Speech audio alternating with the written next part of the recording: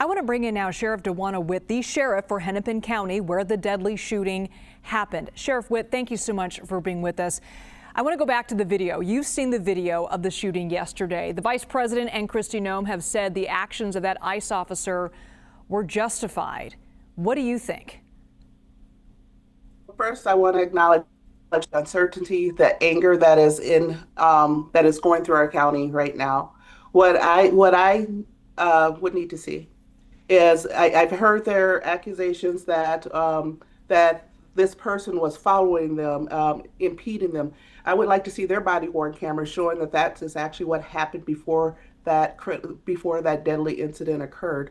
I do think it is very important for us to partner with the federal authorities in this investigation that is so important right now. If what you're saying is to be true, you should not have a problem with being transparent and allowing us to be a part of that investigation, whether it's the Minnesota Bureau of Criminal Apprehension or the Hennepin County Sheriff's Office. We need that local partnership in investigating what actually happened, not just at the actual incident, but what led up to it and led up to that incident, and then what's happening after. We need that. Our communities need that. And so I do urge the federal authorities to allow that to happen with the Minnesota Bureau of Criminal Apprehension or the Hennepin County Sheriff's Office, but it needs to be done. Yeah, I want to lean into that because there's been a lot of back and forth between the White House and local officials on who actually is handling this investigation, who's in charge. What are you hearing from your standpoint, and are you taking steps to ensure that your department is playing a role here, given that the shooting again happened in your county? I could tell you we would like to play a role in it. Again, that is the best thing for our communities when it comes to having a thorough, full, and transparent investigation.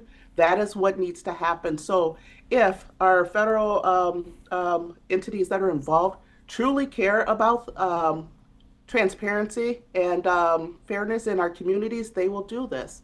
It is critical that this is done. So again, I am asking our federal authorities to allow that local partnership in the investigation of what happened to Renee Good. It is very important. There has been a lot of work done here in the city of Minneapolis and Hennepin County to rebuild trust and respect. And the way that this is being handled right now is hindering all the work that we have put in to getting our communities to a place where we need that full partnership, that full community engagement. They are hurting local law enforcement ability to do so. So please, give us a role in this investigation so that we can do this together. We need that to happen. I want to get back to that idea of rebuilding trust within your community and law enforcement in a minute. But first, this isn't the first incident with ICE officials in your county. In fact, in one case, ICE entered a Minneapolis hospital without a warrant and then handcuffed a patient to a bed. Can your department do anything in these cases? I make it a point not to speak to incidents that I know nothing about. I honestly don't know anything about that individual incident that you're referring to, so it would be hard for me to comment on it. And and I would hope other people take note of that. If you don't have the information, instead of spreading false information, just say you don't have the information. And have you seen tensions rise with these ICE agents, given that such an enormous amount have entered into your area in the past few days, few weeks? I can tell you, having plenty of meetings today with our local law enforcement agencies on city and county levels, the tension's there. And it's something that we are not asking for.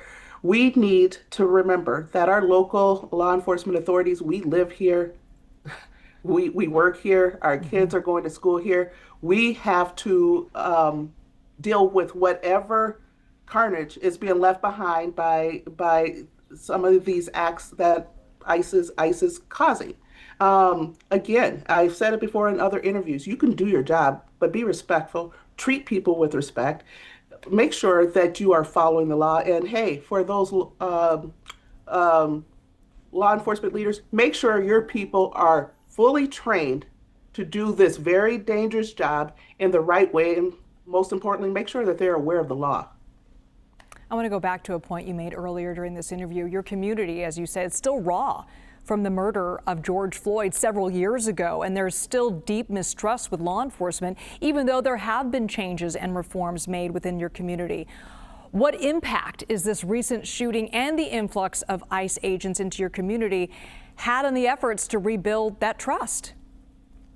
You know, let me just say that I'm someone from this community. I grew up in South Minneapolis, so, you know, just a few blocks away from where Renee Good was killed, a few blocks away from where George Floyd was killed. So let's just say that I'm very in tune as to where our community has been and where we're going. What I can say again is that our community, they're scared.